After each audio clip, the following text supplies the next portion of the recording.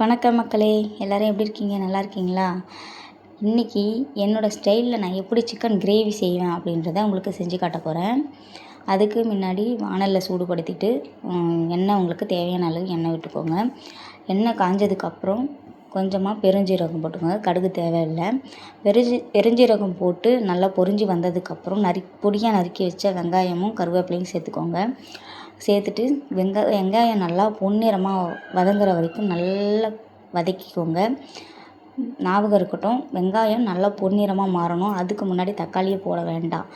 ஏன்னா அதுக்கு முன்னாடி தக்காளி போட்டிங்கன்னா வெங்காயம் சாப்பிடக்குள்ள நம்மளுக்கு நறுக்குன்னு ஒரு மாதிரி ஃபீலாக இருக்கும். ஸோ அதனால் நல்லா வெங்காயத்தோட கலர் சேஞ்ச் ஆகிற வரைக்கும் நம்ம நல்லா வெங்காயத்தை ஃப்ரை பண்ணி எடுத்துக்கலாம். வதக்கி எடுத்துக்கலாம். சரிங்களா? அதுக்கு முன்னாடி நம்ம சேனலை இப்போ தான் ஃபர்ஸ்ட் டைம் பார்க்குறீங்கன்னா சப்ஸ்கிரைப் பண்ணிக்கோங்க மக்களே. இப்போது வெங்காயம் நல்லா வதங்கிடுச்சு.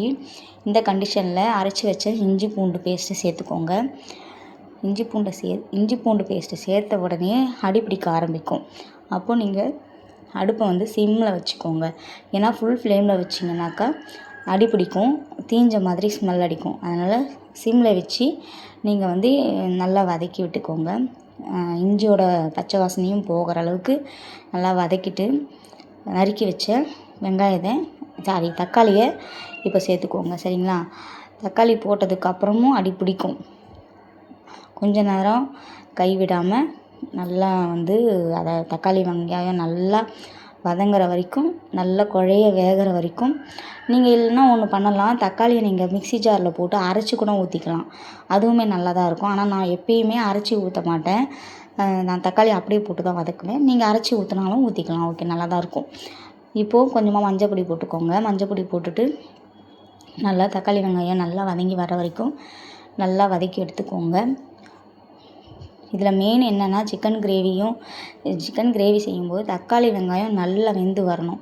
நல்லா குழைய வெந்தால் தான் சாப்பிடக்குள்ள நல்லாயிருக்கும். ஏன்னா அப்புறம் நல்லா வேகாமல் இருந்துச்சுன்னா ஒரு மாதிரி முழுசாக இருக்கிற மாதிரி இருக்கும். இப்போது இந்த கண்டிஷனில் நம்ம கழுவி வச்ச சிக்கனை எடுத்து நம்ம தக்காளி வெங்காயத்தை கூட போட்டுடலாம். இப்போது சிக்கனை நம்ம போட்டுட்டு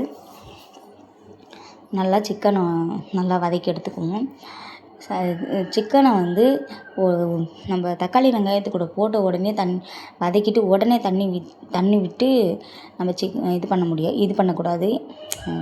குழம்ப கூட்டி விடக்கூடாது. ஏன்னா சிக்கனுக்குள்ளே அந்த வெங்காயம் தக்காளியோட ஃப்ளேவர் இறங்கணும். அதுக்கு முன்னாடி அதுக்கு தேவையான மசாலா நம்ம போடணும். அந்த மசாலாலாம் போய் அந்த சிக்கனுக்குள்ளே இறங்குனா தான் நம்மளுக்கு அந்த சிக்கன் கிரேவி சாப்பிடும்போது நல்லா ஸ்பைஸியாக அந்த மசாலா இறங்கி நல்லாயிருக்கும். நம்ம அதுக்கு முன்னாடியே தண்ணி ஊற்றிட்டு அதுக்கப்புறம் நம்மளுக்கு தேவையான மசாலாலாம் போட்டோம்னா ஒரு பிரயோஜனமும் இல்லை. அந்த மசாலாலாம் போயிட்டு அதுக்குள்ளே இறங்கவே இறங்காது. நம்ம நல்லா நம்ம வெங்காயம் தக்காளி கூடயே சிக்கனை போட்டு நல்லா வதக்கணும். முதல்ல அந்த தக்காளி வெங்காயத்தோட ஃப்ளேவர் அதுக்குள்ளே இறங்கணும். அப்புறம் அதுக்கப்புறமேட்டு நம்ம அதுக்கான மசாலாவை போட்டுக்கலாம்.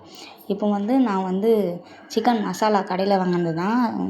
சிக்கன் மசாலா போட்டேன். அதுக்கப்புறம் கரம் மசாலா கொஞ்சம். நான் அளவு வச்சுலாம் போட மாட்டேன். எனக்கு எவ்வளோ தேவையோ அவ்வளோ போட்டுக்குவேன். உங்களுக்கு அளவு வேணும்னா அளவு வச்சு கூட போட்டுக்கலாம். அப்புறம் கொஞ்சம் சில்லி பவுடர், வெறும் மிளகாத்தூள், அப்புறம் வீட்டில் குழம்புத்தூள் இருக்குது. பட் இருந்தாலும் எனக்கு சிக்கன் கிரேவின்னு செய்யும்போது எனக்கு ஆச்சி குழம்புத்தூள் போட்டால் ரொம்ப பிடிக்கும். அதனால் இன்றைக்கி நான் ஆச்சி குழம்புத்தூள் போட்டிருக்கேன். நீங்கள் வீட்டில் இருக்கிற குழம்புத்தூள் கூட போட்டுக்கலாம். சரிங்களா? நான் இன்றைக்கி ஆச்சி குழம்புத்தூள் போட்டிருக்கேன். இப்போ போட்டு மசாலாவை போட்டு நல்லா கிண்டி விட்டுக்கோங்க. இந்த மசாலா போட்டதுக்கப்புறம் உடனே தண்ணி ஊற்ற வேண்டாம். ஏன்னா நான் முன்னாடியே சொன்னது தான், மசாலா அந்த சிக்கனுக்குள்ளே இறங்கணும். அப்போ தான் நம்ம சாப்பிடக்குள்ள நல்லாயிருக்கும். இல்லைன்னா சக்கை மாதிரி இருக்கும். நம்ம சாப்பிடக்குள்ளே எந்த ஃப்ளேவருமே அதில் இருக்காது. வெறும் இந்த உப்பு மட்டும் போட்டு கறியை அவிச்சி சாப்பிட்ற மாதிரி இருக்கும். இந்த மசாலாலாம் கொஞ்சம் உள்ளே இறங்கட்டும். அது வரைக்கும் நல்லா கைவிடாமல் அடி பிடிக்காத அளவுக்கு கிளறிக்கிட்டே இருங்க.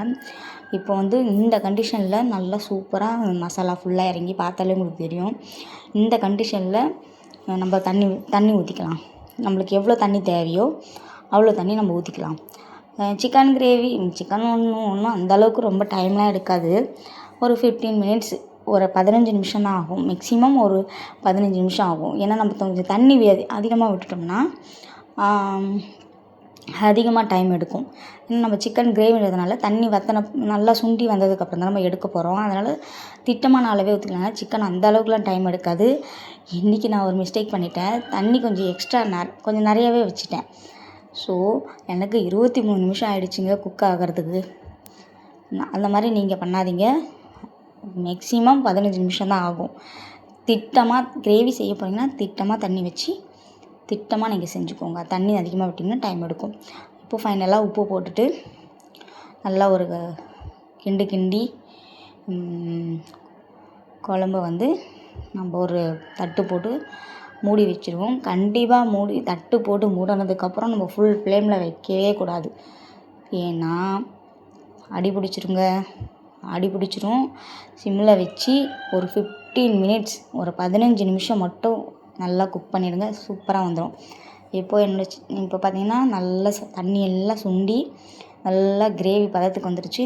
இந்த கண்டிஷனில் நம்ம அடுப்பு ஆஃப் பண்ணிவிட்டு கொத்தமல்லி இல்லை என்கிட்ட, கொத்தமல்லி தூவி நல்லா சாப்பிட்லாம். சூப்பராக இருக்கும். தேங்க்ஸ் ஃபார் வாட்சிங். மீண்டும் நெக்ஸ்ட் வீடியோவில் நம்ம பார்க்கலாம்.